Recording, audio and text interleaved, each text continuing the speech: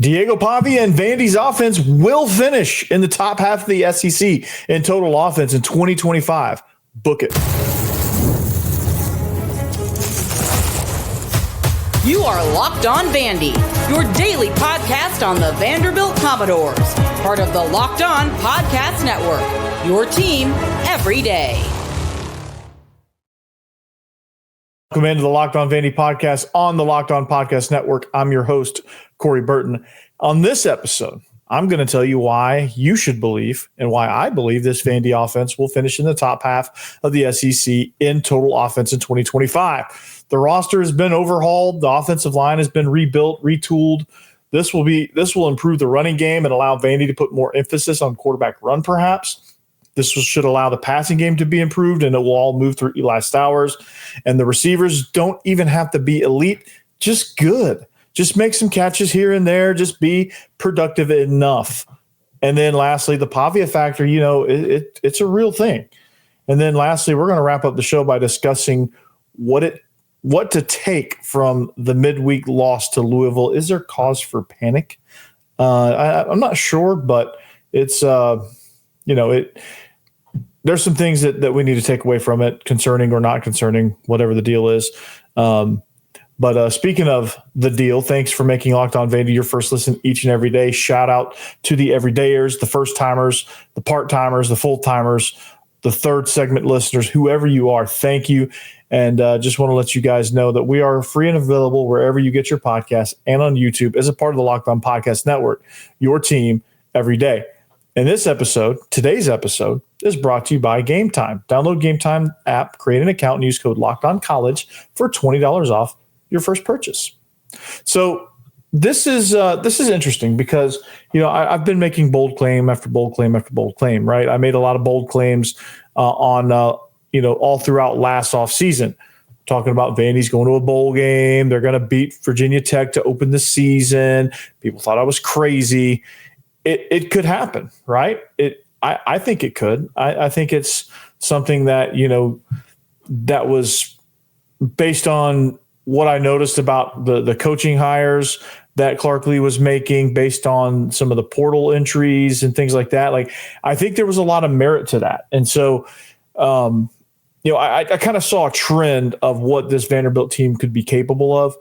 And if Diego Pavia played like I know he's capable of playing, like I think it's without a shadow of a doubt very plausible to go to a bowl game. These were my thoughts last year, right?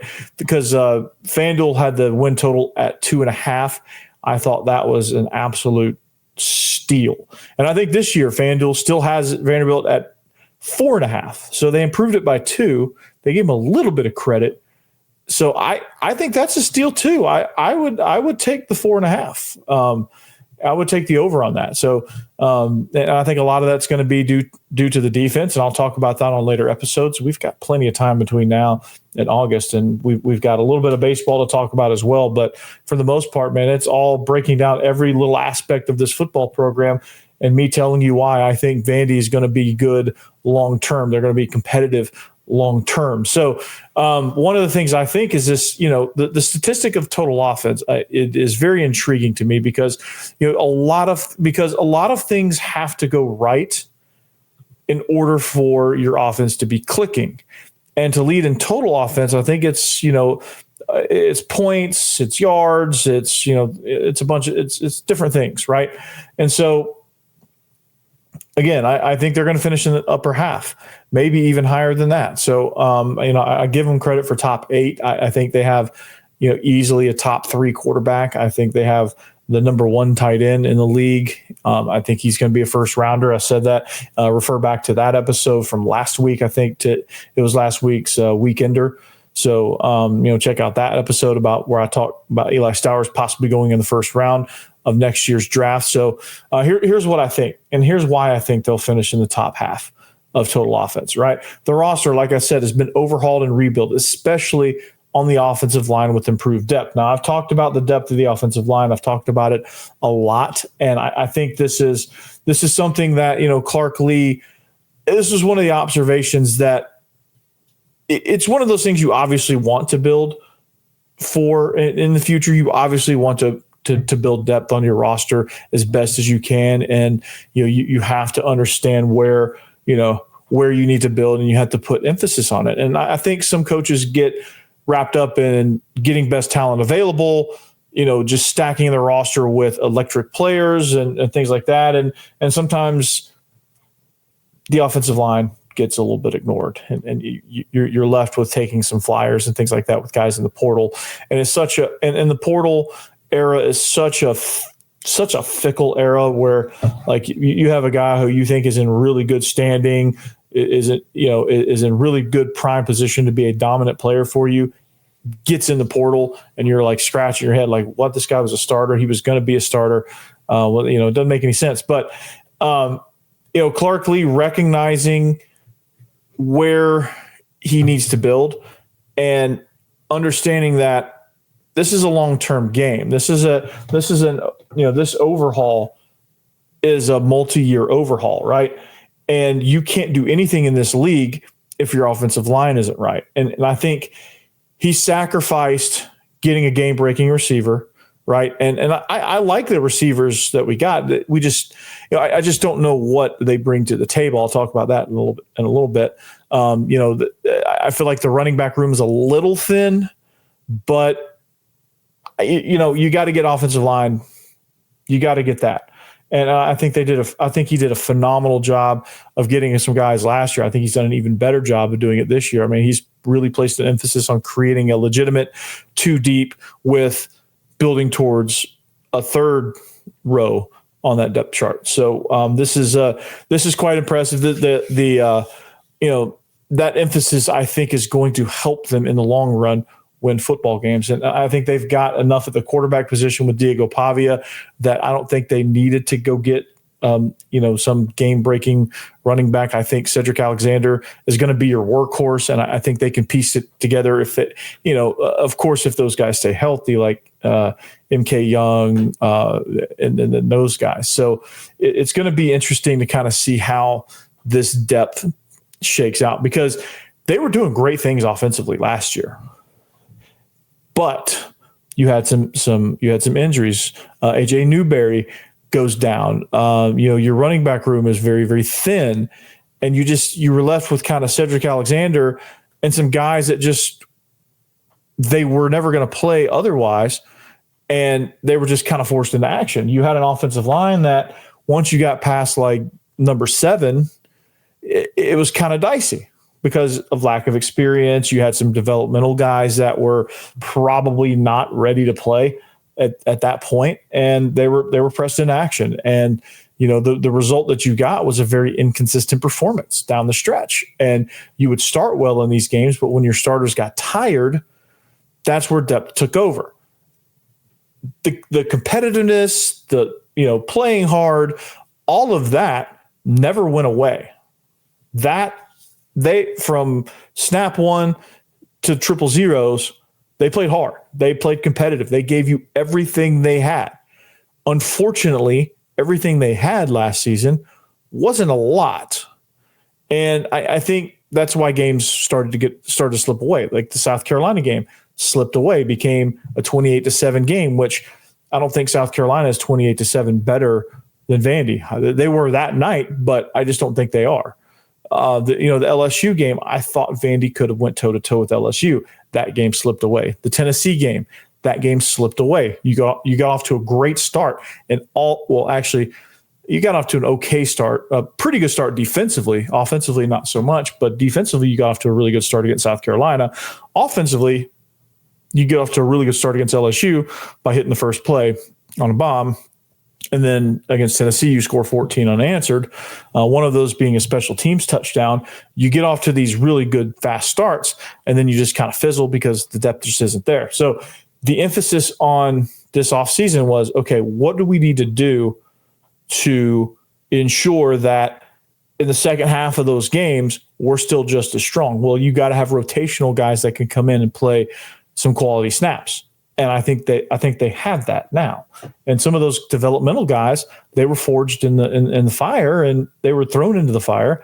And I think they're going to be better off for it. And so those guys coming in as rotational guys have a lot more experience too. So it's a good thing long term, but in the short term, if you're one of those scoreboard watchers, it's not. And you just kind of have to live with the result when you get to that situation and understand that, just like Mark Byington in basketball, he understands, okay, hey, we won as many games as we could with no front court, right? Because I love Devin McLaughlin, but he's not a 5. I love Jalen Carey. He's not a 5, right? Those guys were playing the 5. And you can't have those guys in the SEC playing that position. You need the height, you need that size that they went out and got in this year's portal crop. So, it's just these coaches understanding roster management, I think, is the biggest deal. And I think Clark Lea gets it now. I think he's got a staff with him, with the scouting departments, the recruiting departments. Barton Simmons is the GM, who's been a recruiting guru for a long time. I think you've got a lot of guys in there that understand roster management, and everyone is learning the transfer portal and NIL era altogether. So like everybody's in the same boat there. I just think you have some guys that know enough about recruiting that can really just kind of feed into that. So, the rebuilt roster, I think, is going to be a reason why. I think the increased depth, I think you're going to get more quality longer into these games. So like LSU is going to have to, they're going to have to empty the tank to be able to beat Vandy. I think Texas is going to have to empty the tank.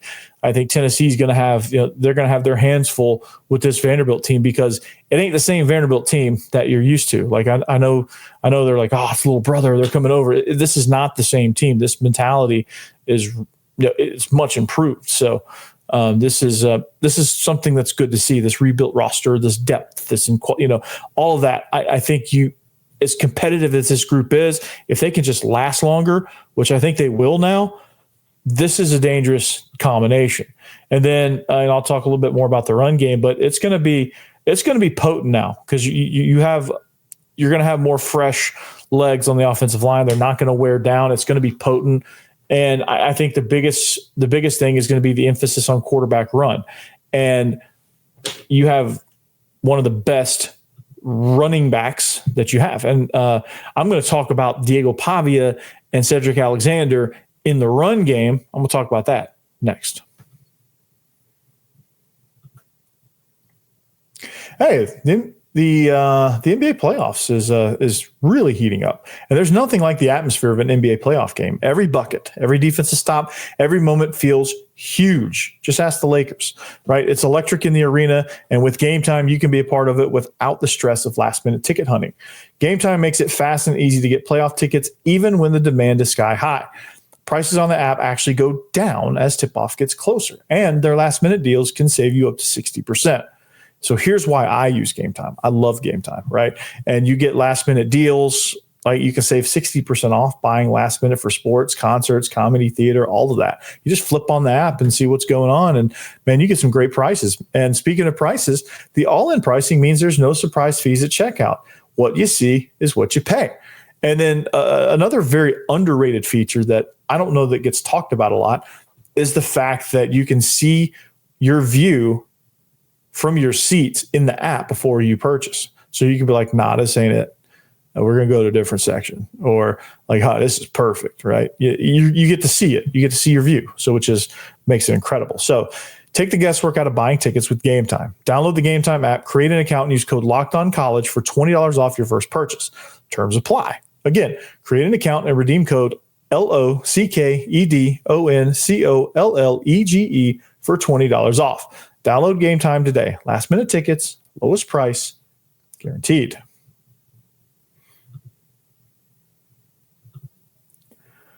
Yo, welcome in.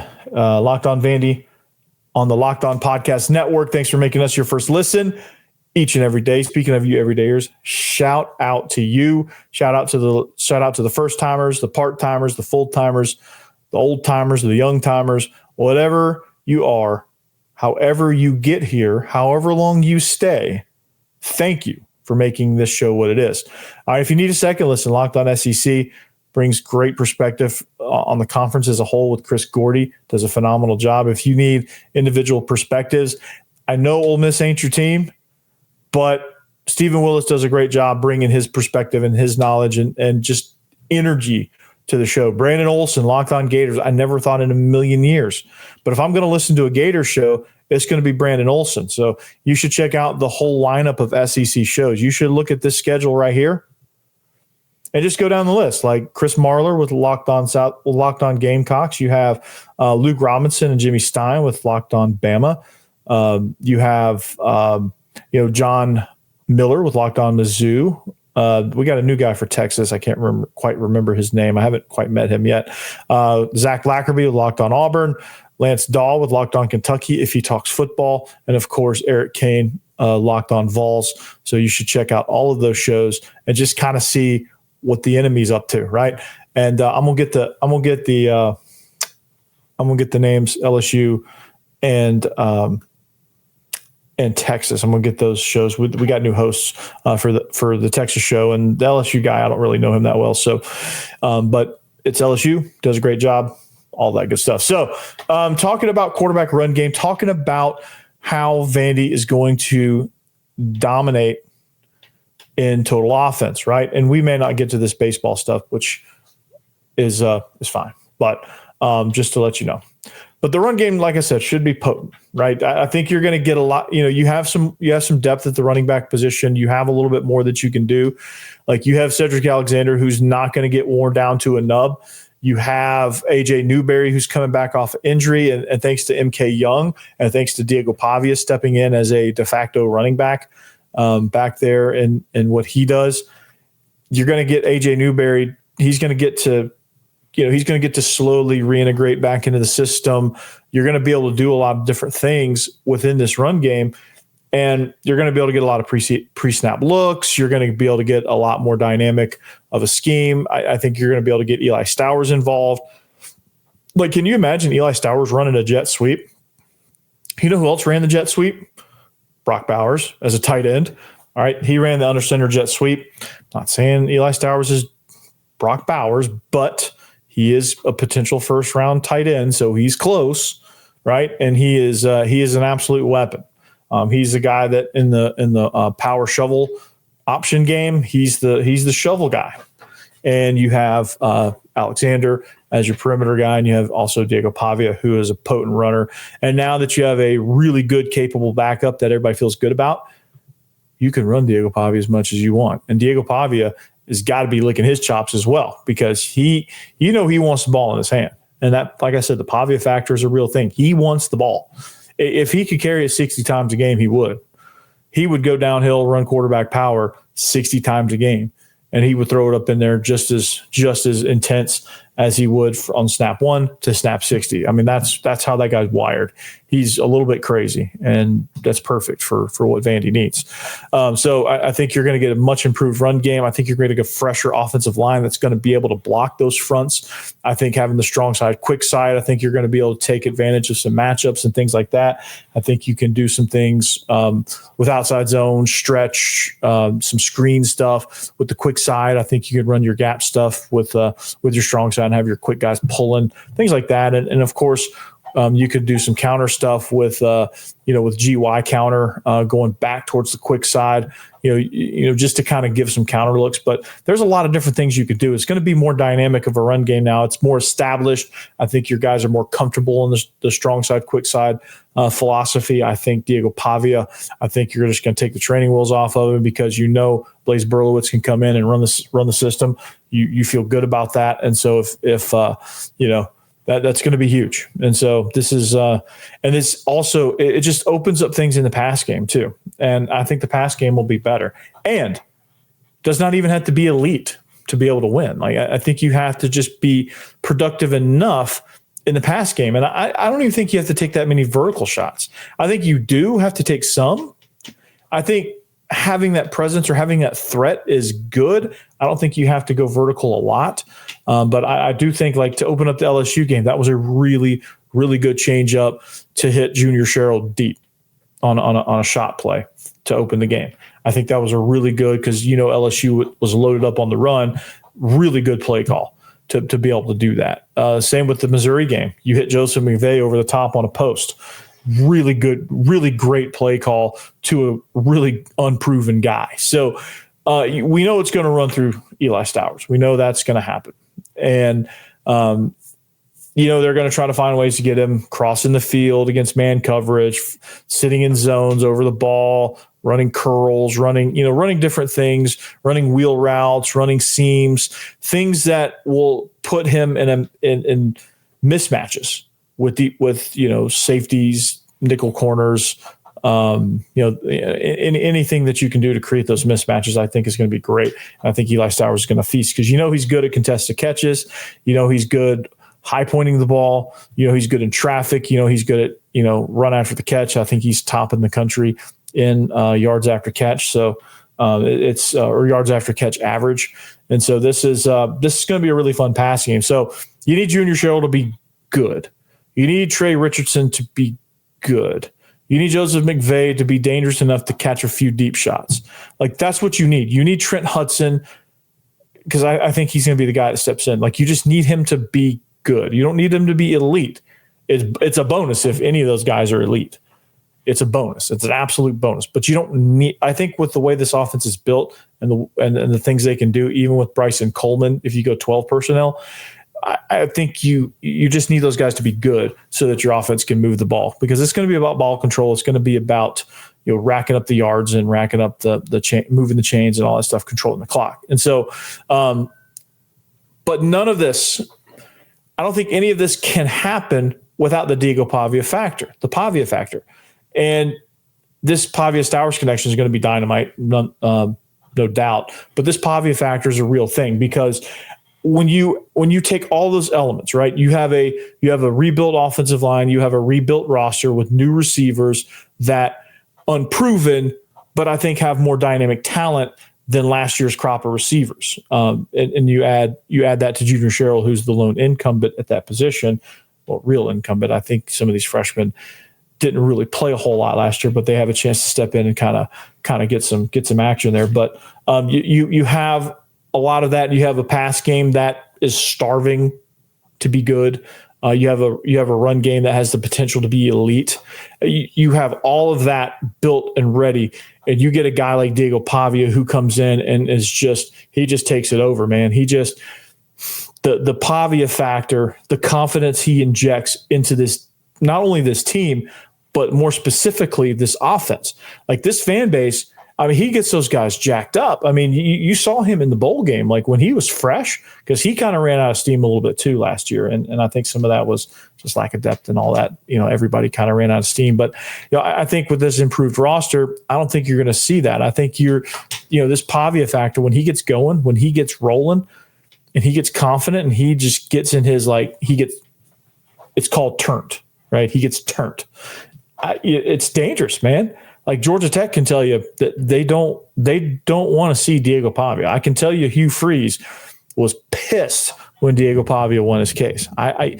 Hugh Freeze, probably, that was a rough day for him, because he knows the truth in that whole scenario, and Auburn's coming to town. So this is not a fun affair for Hugh Freeze trying to stop Diego Pavia. And this whole Pavia factor, I think it just, the confidence is the biggest thing. This defense is going to feed off of that. This offense is going to feed off that. And you're going to get a set of 11 guys, and then the subs that come in are going to be totally jacked up, man. They're going to play above their heads, and you're going to see a team that you're just like, what is going on here? Like, this is not Vanderbilt, and it's a beautiful, beautiful thing. So this is, I think, and that's going to lead to, I think, worst case scenario, you finish top half in total offense with all of those things factored in.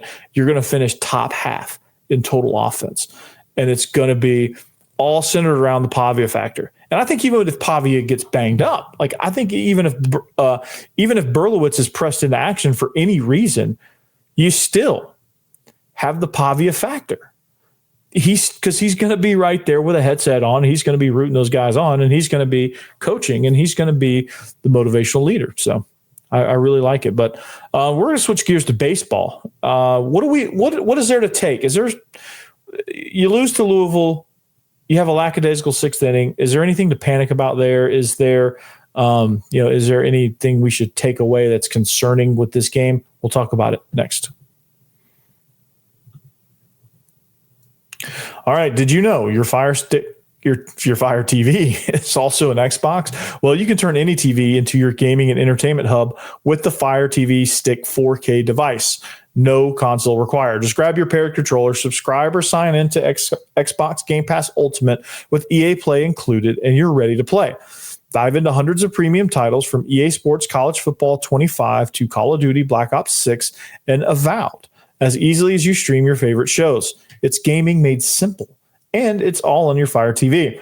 So the latest technology for elevated playing, you have Wi-Fi 6, 6E, and auto low latency mode. Advanced technology. Fire TV Stick delivers smoother, more responsive gameplay with lightning fast speeds that you need to stay competitive.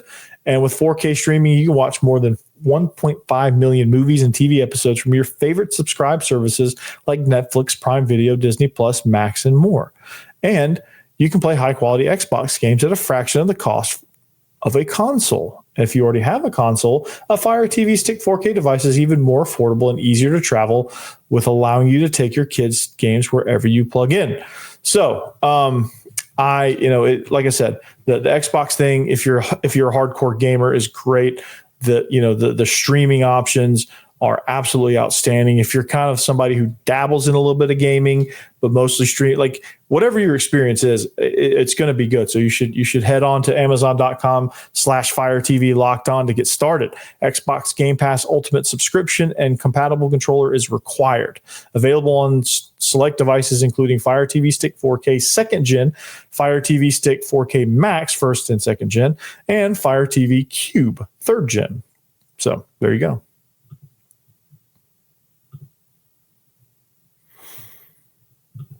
All right, wrapping up the show here, Locked On Vandy on the Locked On Vandy podcast on the Locked On Podcast Network. Thanks for making us your first listen each and every day. Thank you for participating. And if you're still around, if you waited all this time for some baseball talk, it's going to go kind of fast. And I apologize. I got a little bit going on the Pavia factor, got me fired up. So I was going on and on and on about Vanderbilt's offense on the football field. I'm kind of a football guy anyway. So, but the Pavia factor has me jacked up. It should have you jacked up as well. But let's talk some baseball. Okay.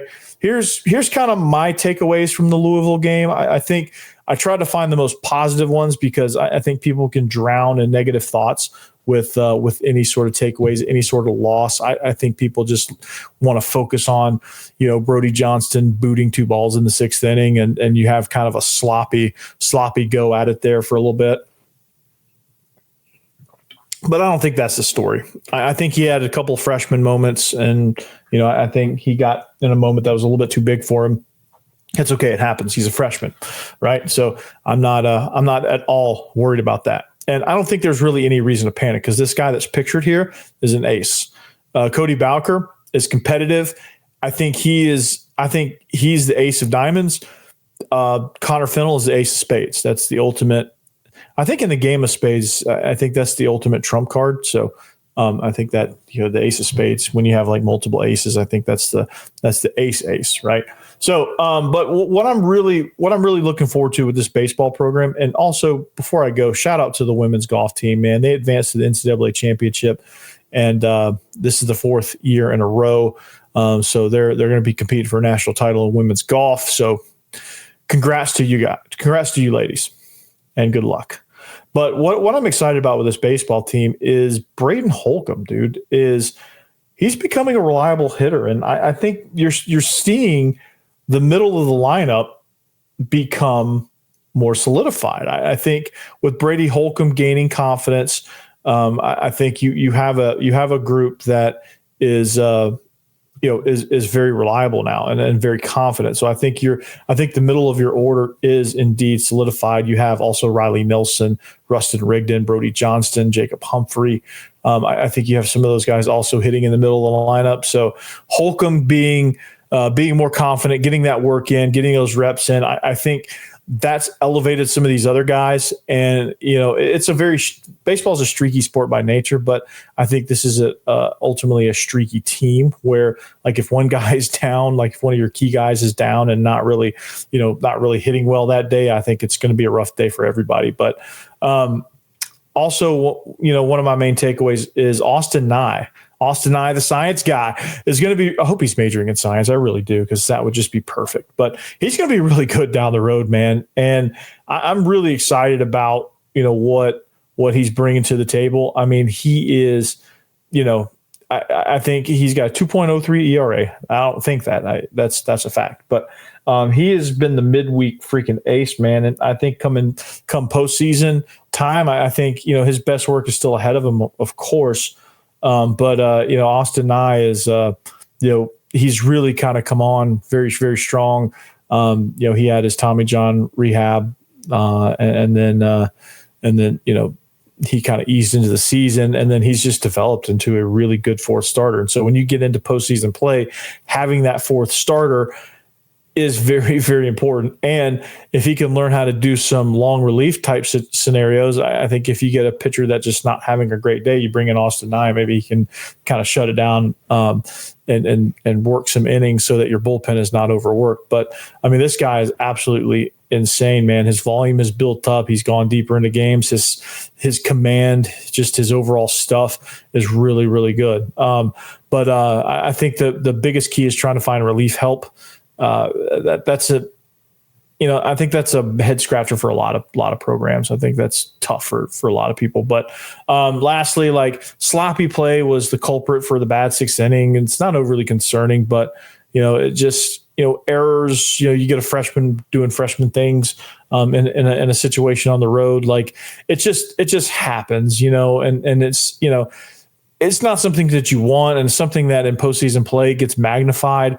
But I'd rather you make those mistakes and learn from them. If they can learn from them and play a lot cleaner, especially when you got a guy like Ethan McIlvaine trying to battle to get his confidence back, that probably didn't help him shake any of that. So, but anyway, I think there's nothing to be overly concerned about. I think this team is still on track to accomplish all the goals that it previously had. I don't think anything's in jeopardy here with that midweek loss to Louisville. I think all the attention now is on to Knoxville and beating the Vols. So that'll be interesting. That'll be fun. That'll be a crazy series as far as how that goes, and how, obviously, these two teams are not fond of one another, just put it mildly. But anyway, well, that's all I got. We'll be back here next time on the Locked On Vandy podcast on the Locked On Podcast Network. If you like what you heard, come back for more. Like, subscribe, tell friends, all that good stuff. We'll see you back here next time. Anchor down, behave yourselves. Peace.